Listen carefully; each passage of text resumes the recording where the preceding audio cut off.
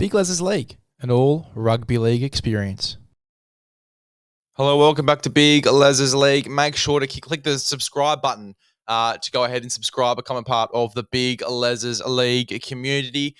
We are recording this straight after the win by the New South Wales Blues to win this series 14-4, the final scoreline, literally seconds after the player of the series was announced. I honestly thought, I'll talk about it first because it literally has just happened in front of my eyes.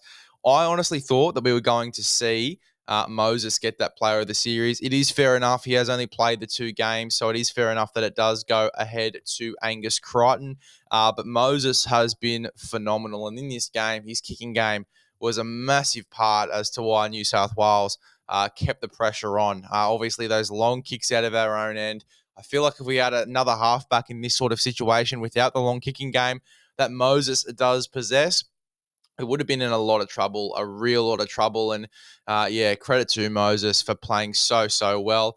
Tore his bicep, it looks like, at the end of the game, which is huge for Parramatta. The repercussions that will have on the Parramatta Reels would be huge. We'll react to that news if it does come out later in the week. But at the moment, this is just a live reaction to the game.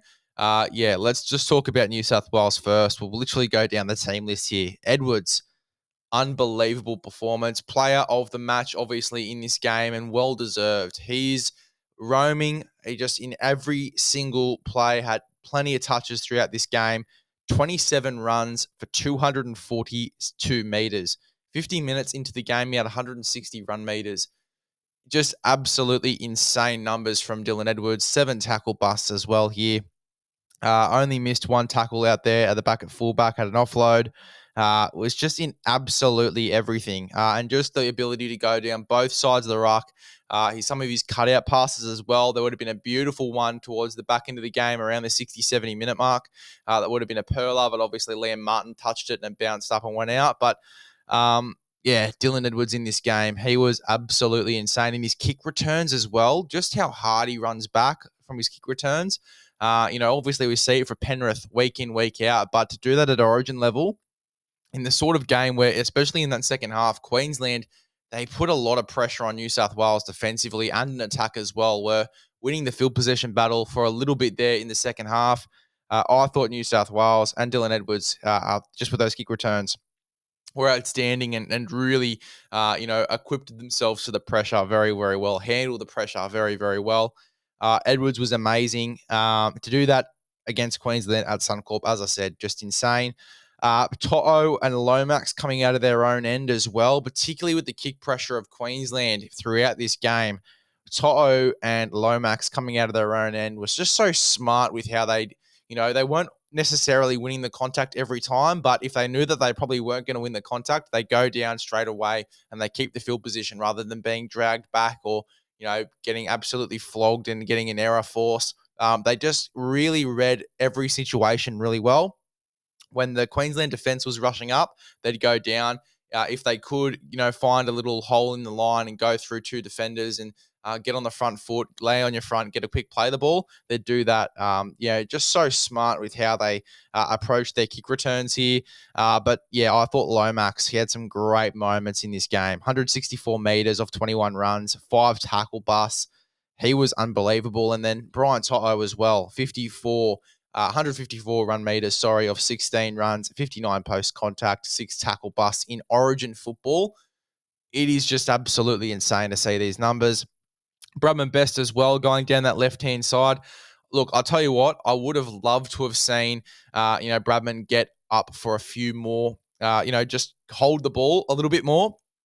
Obviously, those 2 knock-ons in try-scoring opportunities weren't the best, but you can't really look at that at all when you're watching Bradman Best in this game. He was just in everything. Every time the ball went down that left-hand side, there was an opportunity to score, and he was involved in that majority of the time. His speed for his frame, he is an absolutely unbelievable footballer. And his kicking game too, had a forced dropout in this game too, where they spread to the left when there was literally nothing on. He finds the tiniest of gaps between two defenders and puts in that kick to get the repeat set.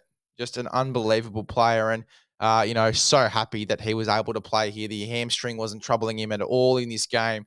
He was phenomenal. Critter with his defense. I thought Stephen Crichton's defense in this game was unbelievable. 16 tackles, really getting up in the face of those Queensland attackers.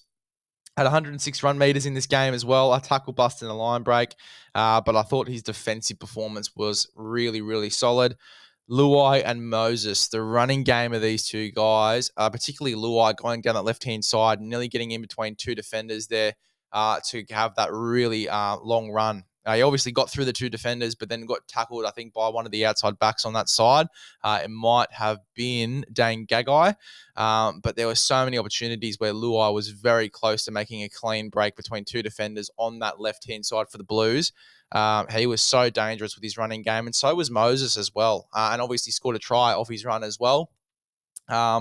But yeah, just the footwork of these two guys, probably the two better running halves in the competition, other than Burton, who I think is right up there as well in terms of his running game, Cleary. But these two are probably the better ones in the comp in terms of their running game. And as I said for Moses, his kicking game throughout this game was unbelievable. His game management throughout this entire game, when the pressure was really on, the intensity was high. Even as a spectator sitting at home, the heart was absolutely pumping like I was out there on the field. He just managed to manage this game so well. Get the ball to the right people, limiting the error count. There weren't too many errors in this game from New South Wales, and Mitchell Moses, I think, was a big part of that. His game in this one was a much more subtle performance than what we saw in game two, but I still think that his game management, his kicking game, particularly to get New South Wales out of their own end in key moments when Queensland were putting the pressure on in the second half. He had an outstanding performance, and obviously the torn bicep for Connor Watson to come onto the field and defensively just hold Queensland out in those last few minutes. Unbelievable stuff.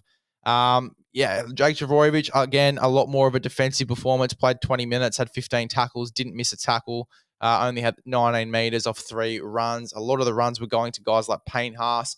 Angus Crichton was coming off his edge a lot for a few runs as well. Spencer Leniu and Mitch Barnett, who we'll talk about in a second, were enormous.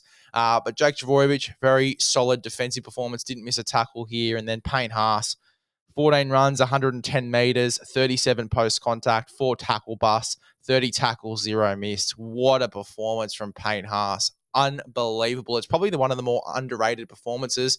Angus Crichton got player of the series and had one of the better games that I've seen from him as well. And we'll talk about his turnaround in a second. But, Angus Crichton was unbelievable. Bradman Best was unbelievable. Moses with his game management. Luai with his running game. Edwards, the player of the match in this game with how many runs he was taking. There were so many massive performances. You don't really think about Payne Haas in this game. He was enormous in this win for New South Wales. Played close to 60 minutes in this game too. Absolutely insane. 30 tackles, 0 missed in Origin is just unbelievable. Talking about the back rowers, I thought attacking-wise, Liam Martin had some good moments in the first half. Second half was a little bit more quiet. There's a few errors in there, handling-wise, from Liam Martin as well. But still had 79 run meters, 2 tackle busts, 37 tackles there from Liam Martin. Absolute weapon. And, his defense and his intensity, just what he brings in terms of that intensity, that anger, that want. It is so well utilized, and it just screams Origin. Liam Martin is an Origin player. It doesn't matter what his form is like at Clubland, which probably hasn't been the best this year. He's just an Origin player. I love watching him in here. He just brings the intensity right up with some of the big hits. He comes out of the line and just absolutely kills people. So Liam Martin was unreal. I thought that Angus Crichton was absolutely insane. 142 run meters, 16 runs, 53 post contact. He had a line break assist, 2 tackle busts, 13 tackles. He was unreal, Angus Crichton. Absolutely unreal. His attack, every time, again, they went to that left, himself and Bradman Best were unbelievable. Always breaking the line, looking for opportunities, offloads. It's just such a great game to watch. It was, as I said, it is the best game of football I've ever seen. And that is a huge call, but it is the best game of football I've ever seen. Now, I thought this guy was very, very close to getting player of the match, and that is Cam Murray. 58 run meters, 8 runs, so not too many runs in this game. No tackle bust, 36 tackles. The stats don't stand out to you, but the quick play the balls, just the line speed that he created, the ruck speed, I should say, that he created, the momentum that he gave his side, and just the runs themselves that he took, just tough carries, stepping in between defenders, getting on his front majority of the time, quick play the balls. It was an unbelievable performance from Cam Murray, and I was sort of discussing with my younger brother as well. We were watching the game. We were trying to figure out who the player of the match was going to be. We did not say Dylan Edwards, and that wasn't because of Dylan Edwards' performance, but we just didn't really realize how much work he was actually getting through. We saw Cam Murray playing huge minutes in this game. Cam Murray ended up playing 54 minutes, which is way less than what we thought. But just his impact on the game, the impact on the momentum he was giving his side, we honestly thought that it was going to be very close between Cam Murray, Dylan Edwards, maybe Mitch Moses. We didn't even bring up Dylan Edwards' name, but it was going to be a very close contest, and we did not push past Cam Murray one bit. I thought it was going to be Cam Murray hands down, but then again, you look at the work that Dylan Edwards got through, and you have to give it to a guy like Dylan Edwards. But Murray was unbelievable, and again, the stats don't stand out, but when you go and watch the game and you watch the impact that he had, the amount of momentum that he gave his side, the work that he was doing in defense, some of the big shots he was putting on, especially in that first half, he was immense in this victory. Huge. If Cam Murray isn't in this side, New South Wales, it's a lot harder for them to win this game. I'll tell you that for free. Look, we sort of skipped on a guy, but Reece Robson, again, defensively, was absolutely insane in this game. He finished the game with 31 tackles there in the middle. He had 28 run meters in this game as well. So dangerous at a dummy half and a few opportunities, but more so just defensively, just so sound. And when he was on the field, Queensland, they struggled to get momentum. He was putting some big shots on. He was always closing the gate in defense. Just a really solid performance. And again, it's just another guy where you take him out of this lineup and you put someone else in, like an Api Coruscant, who defensively hasn't been too sound this year, or Damien Cook, whose form has been very inconsistent this year. I just don't think that they have the same performance. Robson was unbelievable. I think he's locked down a spot for the future now. I don't think that it's going to be impossible to take Robson out. It's going to be impossible to take Cam Murray out now for me. I think that he's locked down that 13 spot. It's going to be near impossible to take Edwards out now compared when you look at the two performances that he's had. And I'll tell you what, it is going to be very, very hard unless there's an injury to take Moses out of this number 7 jersey. Look, we've won a series with him in the number 7 now. We've won both games that he's been the number 7 for this side this season, and he has been dominant in both of those games. Like, I find it impossible, the fact that we could be looking at Moses coming out of this side after winning a series. I cannot see it happening. Yes, Cleary, he is the incumbent, but unless Moses has a shocker next year, or he gets injured during the Origin period, it's going to be so hard to take him out of this side. And I don't think I would. I don't think I'd be changing this halves pairing.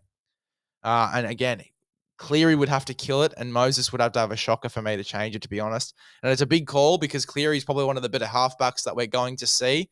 But I think at the moment, Moses is that guy, and he's proved that in those two last games that we've seen. Look, Isaiah Yeo off the bench, huge performance as well. 174 meters off 17 runs, 4 tackle busts, 28 tackles, 0 miss. He was an absolute animal off the bench. Absolute animal, Isaiah Yeo, getting through a ton of work. And again, look, he's played much more of a front row role, so you can't really notice his dominance when you go ahead and watch him. He's not the biggest post-contact meters guy, even though he made 70 in this game, which I think is the most out of any of his teammates, and it is as well. But, you have to literally go back and actually look at his stats, look at the work he's actually getting through. He was enormous through the middle, and you can understand why it was so hard for Madge to take him off the field. He was absolutely insane. 174 meters in Origin football, 28 tackles, 0 missed. We talk about the defense in this game. A lot of it was scramble, but you've got plenty of guys that did not miss a tackle. No miss, no ineffective in this game. Plenty of players. Jack Travojevic is just one of those. You've got Payne Haas as well. Connor Watson, Isaiah Yeo, Mitch Barnett all did not miss a tackle as well. Zach Lomax and Brian Toto, even though on the wing, did not make a tackle. Brian Toto made 10 tackles and didn't miss one on the wing. And Brian Toto's defense in this game was another thing we haven't even talked about yet as well. He was insane in defense. In terms of other performances here, we're talking about guys that didn't miss tackles. Mitch Barnett off the bench was enormous. Set the tone with him coming on, made a huge hit. Obviously had a huge run of the football as well, which really set the tone. And he was just really solid in defense. He obviously moved out to the edge towards the back end of the game, but he was unbelievable. 67 run meters, sure. Attacking wise, you could say he didn't have the best performance. He still had some unbelievable runs and some unbelievable hits. You don't need to have 100 meters in a game to have a good attacking performance either. I mean, you look at Cam Murray, his attacking performance was great. He ran for 58 meters. Liam Martin, I thought had some great runs, 79 meters. Reece Robson had a great attacking performance as well at dummy half, 28 meters. You don't need to run over 100 meters to have a good performance. And you've seen plenty of examples of that in this game. And another example is Spencer Leniu, only just shy of 196 meters from 10 carries, 4 tackle busts. The ability for him to just break the line as often as he does is just insane. Like his first run, he ran straight over the top of Harry Grant and made him look like a rag doll. He made Harry Grant look like a rag doll twice. Absolutely poled him. And then, smashed a few other guys. I think he had a huge hit or a huge run up against Paddy Carrigan and leveled him. Some really big moments in this game from Spencer Leniu. And again, it's New South Wales winning the forward battle. And, it took a lot longer to get into the head of Queensland than it did in game 2. But once we were there, the back end of this game for New South Wales was just absolutely insane. And as I said, it is the best game of rugby league that I've ever witnessed. And it is a big call. I've been on this planet since 2005. I've seen plenty of games of football in that time as well. But it is the best that I've ever seen. And look, you can remind me of plenty of other games that are better, but that is the best game of football that I've seen. And I think a lot of people would feel the same way. Look, talking about Queensland, we'll do the same thing. We'll go through the team list here. Reece Walsh, I thought he had some great moments, and particularly playing with a number of injuries. He had a lower leg injury into a shoulder injury as well. You could see that his shoulder was really affecting him by the end of the game. Obviously, when they were going around and congratulating a bunch of players, his arm was sort of just sitting there. He wasn't moving much, even when he was, talking to his daughter and stuff like that and shaking Billy Slater's hand. His arm was sort of just sitting there. So there might be a concern there for the Broncos with a shoulder injury, as well as a lower leg injury there for Reece Walsh. But for him to play that full game out with 2 injuries, have 18 runs, 139 meters, line break, had 9 tackle busts, 8 tackles as well out there at fullback, an offload.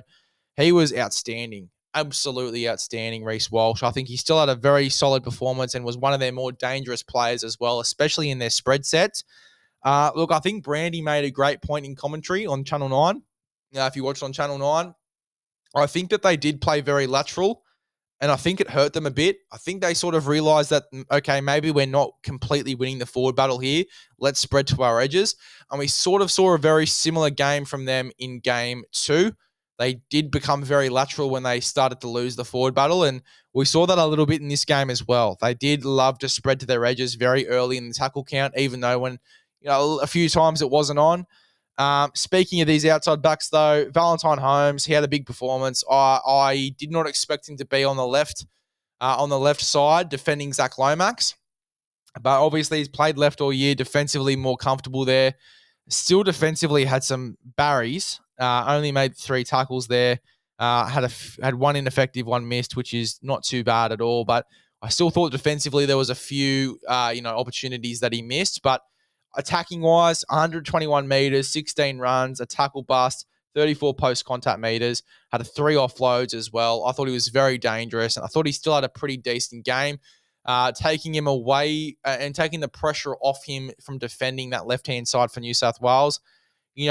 I have to credit him as well for winning the battle most times against Zach Lomax as well. Obviously, that's a big test for him. especially when defensively he hasn't been switched on a lot of the time this season. He's had some great defensive games. He's had some very poor defensive games this season at Clubland. And in Origin football over the past 2 games before this one, he hadn't really clicked defensively. For him to go up against Lomax and still do a decent job in terms of in the air, I think that is a great, great sign. And, I still think, as I said, he had a great game. I think we did extremely well as New South Welshmen to lock down Hamaso Tabiwai-Fado, to keep him under 100 metres in this game. He still had 5 tackle busts, granted. He still had some pretty decent moments. Defensively, was switched on, 19 tackles, only 2 missed. But yeah, in attack, to limit his impact on this game, particularly when he was their favourite guy to go to in game 2. Again, very lateral. They love to go to their edges, particularly that left-hand side with Tommy Dearden. For us to limit his impact was great. Dane Gagai, I thought, had a solid game back in Origin, 135 metres, 18 runs, 7 tackle busts, 26 tackles. I think he was outstanding there in the centres. Dane Gagai had some great moments. Again, look, I think that he could have had some bigger moments too, and there was a few defensive lapses from him. And I mean, he's making 26 tackles. You'd expect some defensive lapses there in Origin, but look, attacking wise, I thought he was very good. I thought he had some great moments. I just would have liked to have seen him just have a little bit of a bigger impact on this game. But credit to New South Wales' defence. I'll tell you what, though, credit to Queensland's defence. Their goal line D, particularly for us not to score until late in this game with how dominant we were through the middle of the field in that first half. Credit to Queensland. Their defence was switched on for majority of this game. Now, this was probably the best player, for me at least, for Queensland. And look, we're going to go through this list and we're going to see a lot of guys that performed extremely well. But I thought the best player for Queensland, by a little margin, was Tom Dearden. His defense in this game was unbelievable. Some of the one-on-one tackles he had with Liam Martin, particularly with how strong Liam Martin is in contact. Tom Dearden defensively had an absolute blinder, and in attack as well, he had some great moments with that show and go. Obviously, had a few of those 122 metres from that break that he made, but 122 metres nevertheless, 14 runs, 56 post contact, a line break, 4 tackle busts, and 21 tackles, only 1 missed as well. He was very, very dangerous, Tom Dearden, especially, as I said, with that show and go. Tell you what, he's going to be a future Queensland half. He will be in this halves pairing for years to come, and he could even take the mantle of the number 7 from DCE when he decides to hang up the Origin representative boots as well. And then obviously you'll see Cam Munster come back into that arena at number 6, which is scary. You'll have Reece Walsh, Kalen Ponga, and Cam Munster all in the same side. Very, very scary times. In terms of the middles, DCE, we'll quickly touch on DCE. Look, probably wasn't the best performance from DCE and just looked a little bit rattled at stages. I thought, in the first half when Queensland were putting the pressure on, his kicking game was great. He had some great moments in this game. Kicked for 531 metres. Had some decent moments. Run for 75 metres as well. 4 tackle busts. There were some great moments from DCE. But the second half for me, he just looked a little rattled again. Not as rattled as Game 2. Game 2 is the most I've ever seen DCE rattled, and it's probably the first time I've seen DCE rattled. But I thought that in the second half, he definitely didn't have the same impact. He was very vocal to the referee about some decisions that didn't go Queensland's way, and just the game sort of got away from him a little bit in the second half. They were going more so down the left-hand side of the field. They were playing very lateral. His game management in the second half probably wasn't the best, particularly for the ball and last tackle in one of the plays to go to Harry Grant, and he dropped the ball trying to grubber it through the line.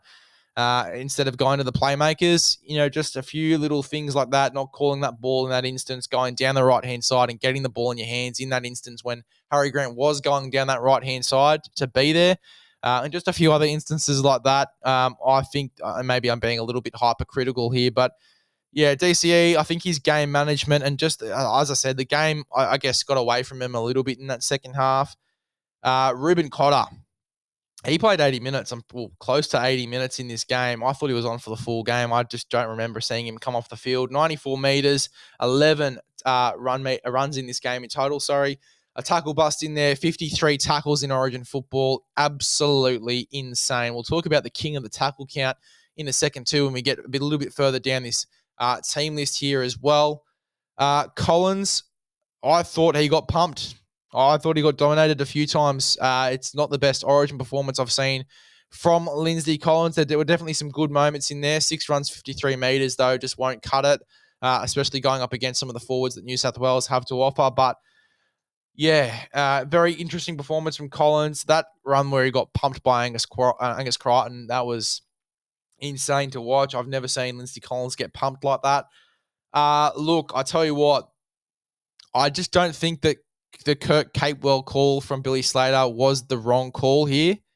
I mean, Jeremiah Nana had 30 run meters in this game.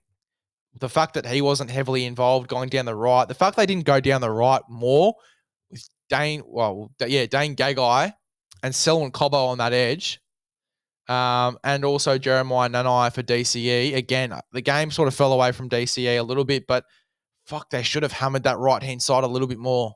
Bradman Best was missing a few tackles in defence. They really should have gone down that right-hand side a bit more with Jeremiah Nanai on last tackle plays, particularly when they were on New South Wales' lines after a few penalties in a row. They really needed to go down that right a little bit more. They were very left-heavy like they have been the entire series. Nanai's impact was limited. But the point I was going to make was I don't think Kurt Capewell was the wrong call when you look at his game here. 72 minutes, 70 run meters, 11 runs, 2 tackle busts. He was the better back rower, 42 tackles in this game as well. He had a better game than Jeremiah Nanai, which is huge. We know how good Nanai can be in Origin. He had some great moments too, Jeremiah Nanai, but I thought Kurt Capewell was the better back rower in this game. He had some great runs coming out of his own end. A lot tougher and physical than what I've seen from him in games coming back from injury, and obviously in game 2. A lot more physical. He was right up for the contest. So shout out to Kurt Capewell. Shout out to Slater. I don't think it was the wrong call. A lot of people are going to pinpoint this as the wrong call, and a lot of shit's going to go the way of Billy Slater here, that he was rattled. A lot of changes obviously going in before kickoff. But look, I think that Billy Slater made the right call there with Kurt Capewell. I think he had a really good game. Paddy Carrigan, though, another standout here. Tom Dearden and Paddy Carrigan for me. And if I'm picking a man of the match for Queensland, these guys really tie for me. Paddy Carrigan, 150 run meters, 16 runs, a tackle bust in there as well. 61 tackles, only 2 missed. 61 tackles in State of Origin with only 2 missed. It shows you how much ball New South Wales had, but it shows you his work rate as well. His work rate is insane. Paddy Carrigan, 150 run meters, a tackle bust, and 61 tackles in this game is absolutely mind-boggling. Harry Grant, starting him for me was the right call. He had some great touches to start the game at a dummy half. Obviously very zippy coming at a dummy half, creating opportunities as well. I think that was the right play, just to bamboozle New South Wales a little bit, something they didn't prepare for in training sessions. They obviously prepare for Ben Hunt to start the game. But Harry Grant, just that little bit of unpredictability at a dummy half. I thought it was great. I thought he started the game very well. His second stint probably wasn't as good as his first, but I really thought that he started the game well. Mo Fotuaika, that's the best game I've seen from him in Origin, since he's debuted in State of Origin football, and particularly the best game I've seen from him this series. He's had a pretty poor first 2 games, in my opinion at least, in games 1 and 2 for State of Origin. I thought that this was by far his best performances that he's had in Origin football, hands down. 7 runs in this game, 79 run meters, 28 tackles. I thought that he was outstanding in his stint. Really, really solid. And the way he started the game as well with his intensity, I honestly thought that Queensland were going to start with the better momentum, but obviously that didn't go that way. But they had a real opportunity to lay the platform. I don't know what happened to Felice Kafusi. He played 16 minutes. He started the game, but that was it. Had 2 runs for 4 meters. That's the head scratcher for me. It isn't Dave Fafita. It's Felice Kafusi. And look, he played well in game 2, Felice Kafusi. Don't get me wrong. But that's a spot for Dave Fafita, and people are going to be very hypercritical about that going into the next few days when we further dissect this game and, talk about where Billy Slater went wrong. A lot of people are going to go hard at Felice Kafusi, and a lot of people are going to want Dave Fafita, in this side next year, and obviously they would have wanted him in this side as well for Game 3 for the decider as well. So I can just see the headlines now. I can see Billy Slater getting absolutely hammered by the press. And look at me saying press like I'm from America. The journos are going to go after him about this Felice Kafusi over Dave Fafita call. Look, there's no reason to hate on Felice Kafusi. As I said, he played very well. Not very well, but he played well enough to keep his spot going into the decider in game 2. The question marks were around Kurt Capewell going into this game. Kurt Capewell performed. Felice Kafusi, he only played 15 minutes. That spot should have gone to Dave Fafita. And yeah, as I said, the journos are going to be very hypercritical on this going into the next few days. And Callum Ponga, his first few carries, unbelievable. His involvement in this game and just setting up some of his outside men, unbelievable. But, they exploited him in defense. And that was the big thing as well. When he came onto the field, there was a shift. They ran at him a lot more. They scored their first try, running over the top of Callum Ponga as well, New South Wales. So, yeah, look, it was a massive shift when he came onto the field defensively. They just targeted him, being a guy defending out of position, had 6 missed tackles in this game. KP, only 35 run meters when he came onto the field, played 29 minutes too. So the fact that they limited him down and his impact on this game down, I tell you what, there was definitely a shift from Queensland when he came onto the field. They got a lot more momentum, the leg speed that KP provides, and just, as I said, setting up his outside men, very silky. But, towards the end of the game, towards the latter part of his stint, they did exploit him as a defensive liability, and we saw that in this game as well. There you go. That was your State of Origin Game 3 decider review. We love the call of Dylan Edwards as the man in the match. Didn't expect it, obviously, watching the game, but, you look back at the stats, you look back at the game that he had, the involvement that he had. You can't not pick him. You can't not pick him. He was absolutely phenomenal. Cam Murray having a really solid performance as well. You cannot understate his performance. Moses as well, his game management compared to DCE was much, much better. DCE's got a very tough decision on his hands. Now, he did say in the post-game, obviously, speech that he made when they were presenting the game of the match to Angus Crichton, when they got Queensland to come up and talk, he said that we'll be there next year. Whether he's saying that he will be playing next year and probably will want to end on a note for a win. Look, that's up for you to dissect there, but it sounds to me like DCE wants to play on in 2025 State of Origin, and to do that at 36 years of age is going to be absolutely insane. But yeah, look, Queensland, yeah, very, very interesting. Had some great performances in there. Reece Walsh, Paddy Carrigan, Tom Dearden, the standouts. But unfortunately, they let the game fall away from them. DCE let the game fall away from him, and that was the real turning point. When Callum Ponga came onto the field, they exploited him as a defensive liability. They got a lot more opportunities, New South Wales, and they ended up winning the game off the back of that as well. So credit to New South Wales, a humongous performance. They finished the game with 57% possession as well and completed at 80%. And when you have that, real advantage in possession, you do tend to win games. 82% completions, though, for Queensland. So the difference wasn't too drastic. New South Wales actually had the high error count, too, which is not what I was expecting. Penalties conceded was 9-6 in favour of New South Wales. New South Wales conceding 6 penalties. Queensland conceding 9. Obviously, the sin bin in this game, we got to talk about it. It was soft. Probably shouldn't have happened. There's just no need to do it. You should just play on. Like, it wasn't anything serious. There was no punches thrown. No one got severely injured from a fight that happened. Obviously, there was an incident with Hamole Olakawatu, which we won't really comment on until we know a lot more from that. But it's Origin football. The intensity is going to be high. Everyone is going to be on a high. Everyone is going to, have the adrenaline pumping within them. It's Origin football. Obviously, the stakes are going to be up. Obviously, fights are going to happen. Now, as I said, there was no punches thrown. Nothing serious happened. Play on, Ashley Klein. Play on. It's not just Ashley Klein's fault either. Obviously, the bunker would have told him to send these 2 guys off. But the fact that Ashley Klein was going and looking for it and saying, was there anyone else that was being aggressive? It's fucking rugby league football. Of course, there are people being aggressive in this sport.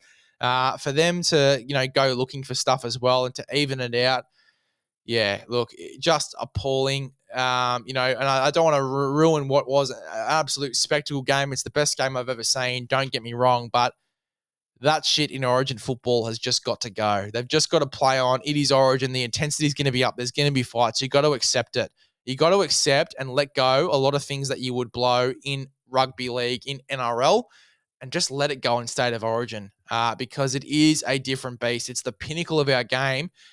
And yeah, you just can't have these sort of things happening in when we're trying to showcase the sport. A lot of people, I imagine, would be watching this game, particularly not, people that don't often watch the actual competition would be coming in to watch State of Origin as well. So you're showcasing the game to a number of people. It's just not the type of shit you want to see. And you just got to play on in those circumstances.